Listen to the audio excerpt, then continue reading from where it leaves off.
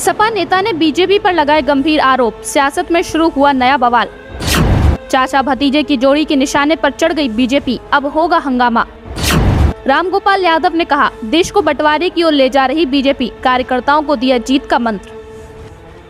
लोकसभा चुनाव की तैयारी में जुटी समाजवादी पार्टी का नैमिषारण्य में प्रशिक्षण शिविर चल रहा है, जिसमें कार्यकर्ताओं को आगे की चुनावी रणनीति को लेकर जानकारी दी जा रही है। इसी कार्यक्रम में सपा नेता रामगोपाल यादव भी शामिल हुए और कार्यकर्ताओं को जीत का मंत्र दिया। रामगोपाल यादव ने कहा कि समाजवादियों का इतिहास बहुत शानदार रहा है। नए और पुराने कार्यकर्ताओं को याद रखना होगा कि जो सुनहरे अतीत को याद नहीं रखता, वो देश के सुनहरे भविष्य का निर्माण भी नहीं कर सकता। रामगोपाल यादव ने इस दौरान डॉक्टर लोहिया और जेपी के मूवमेंट का भी जिक्र किया कि कैसे उन्होंने समाजवाद की विचारधारा को आगे बढ़ाया।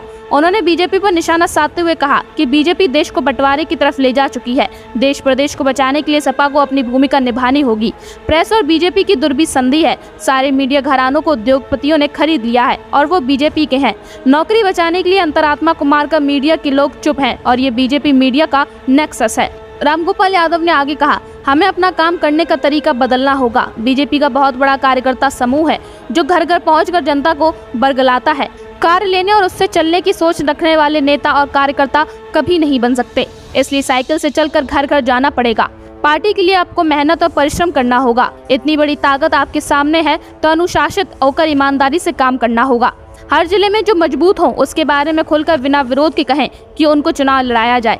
सपा नेता ने इस दौरान कार्यकर्ताओं को भितरघात और खेमेवादी को खत्म करने का भी पाठ पढ़ाया। उन्होंने कहा कि अगर आप ठीक तरीके से काम करेंगे तो जीतेंगे। देर लग सकती है, लेकिन पार्टी की मेहनत करने वाले कार्यकर्ताओं का पार्टी ध्यान भी रखती है। बूथ का स्थान क्या हो, आपके हित में है तो बदलने ना पाए, इस पर आपको ध्यान देना होगा। सावधान रहना होगा। जब तक आप हर बूथ पर अलर्ट नहीं होंगे तो जितना भी मुश्किल है।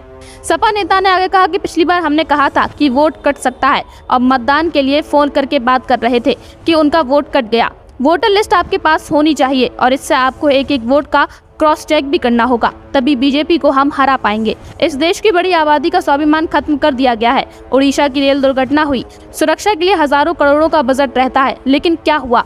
लोगों को समझना पड़ेगा कि कॉन्ट्रैक्ट बेस पर नौकरी दी जा रही है। आरक्षण जहां मिल सकता है वहां तिकड़म से इसे खत्म किया जा रहा है। भर्तियों में आरक्षण मिल सकता था, उसे कम किया जा रहा है। जो बाबा साहब ने व्यवस्था दी थी वो खत्म कर दी गई है। रामगोपाल यादव ने इस दौरान ये भी कहा कि हम पैसे से नहीं जीत सकते, मीडिया के जरिए अपनी बात नहीं कह सकते, इसलिए मतभेद भुलाकर बीजेपी जैसी चालाक पार्टी को जीतना होगा। अपने मन से बैर निकाल दीजिए। अगर कोई भी कमी हो तो उसे पार्टी को बताइए। पार्टी को हराने की कोशिश मत करिए। Bureau report, news crowd.